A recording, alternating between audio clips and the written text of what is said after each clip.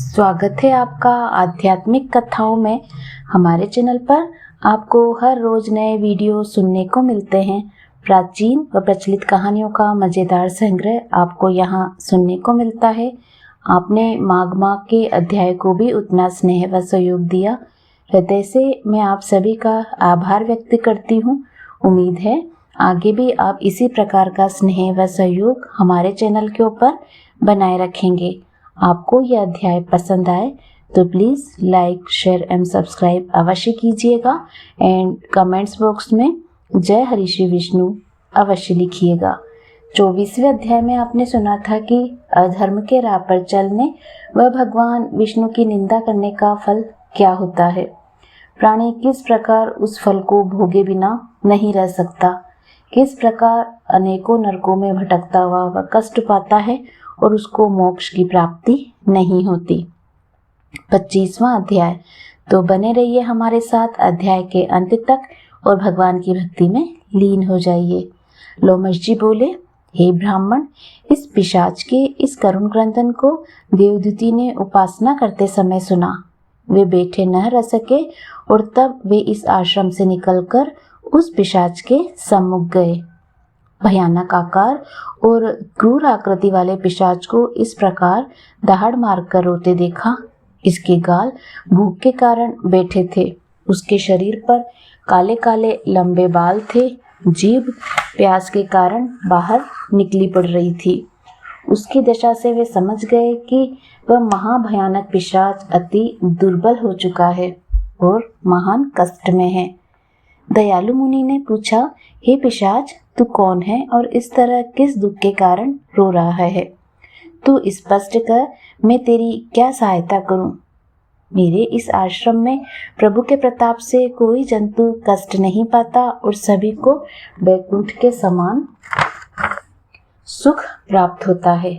मुनि के उन वचनों को सुनकर उस पिशाच ने रोना त्याग दिया और विनय पूर्वक कहा, हे मुनि, आपके मनोहर वाणी और प्रेम वचनों को सुनते ही मेरी आत्मा को शांति मिली है।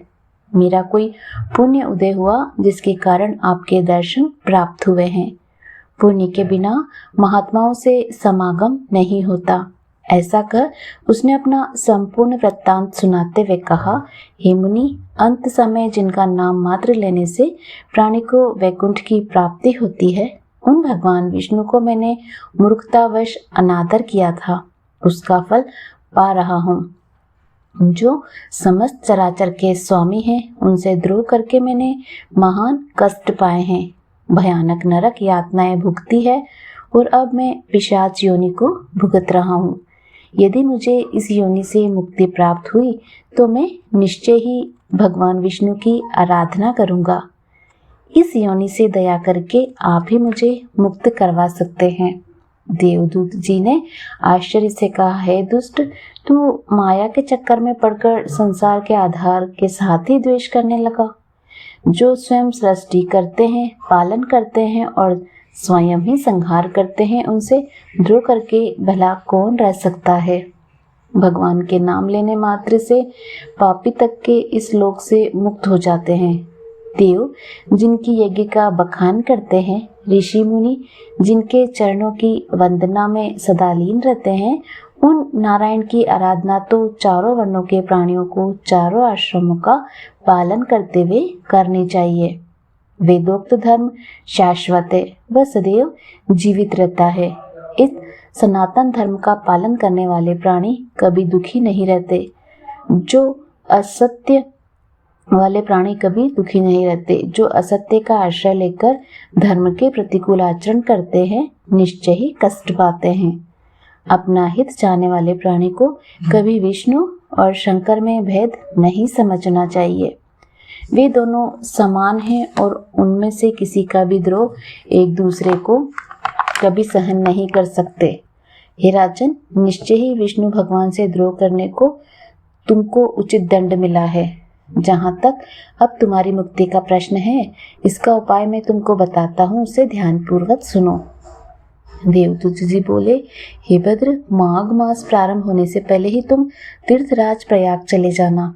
शास्त्रों का कथन है कि वहां संगम के जल में स्नान करने से प्राणी के समस्त पाप उसी प्रकार नष्ट हो जाते हैं जिस प्रकार सूर्य की किरणों के द्वारा अंधकार। वहां स्नान करने से पूर्व जन्म के पाप भी नष्ट हो जाते हैं।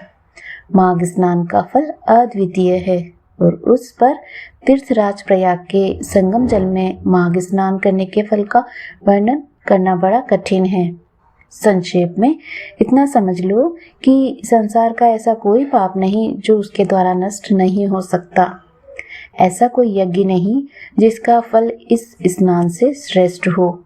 इसके बराबर कोई तप नहीं जो इसकी तुलना में टिक सके। ऐसा कोई दान नहीं जो इससे श्रेष्ठ फल दे सके। यह तो पृथ्वी पर मोक्ष का द्वार है। माघ मास में त्रिवेणी स्नान महान फलदायक है। वहां स्नान करने से अवश्य तेरी यह योनि नष्ट होगी। तेरे समस्त पाप उसी प्रकार जलकर भस्म होंगे जिस प्रकार आग की एक छोटी सी चिंगारी घास के बड़े ढेर को स्वाहा कर देती है। हे भद्र, त्रिवेणी स्नान के महात्म्य का वर्णन करना मेरी शक्ति के बाहर है। इसके जल स्पर्श करने मात्र ही से केरल का ब्राह्मण मुक्त हो गया। ऋषि के इन वचनों को श्रवण कर पिशाच ने पूछा, हे मुनि, कृपा करके केरल के ब्राह्मण का वृत्तांत कहें। 25वां अध्याय समाप्त। उम्मीद करती हूँ आपको यह अध्याय भी पसंद आया होगा। आगे के अध्याय को सुनने के लिए आप हमारे चैनल से जुड़े रहिए। जय हरि श्री विष्णु। धन्यवाद।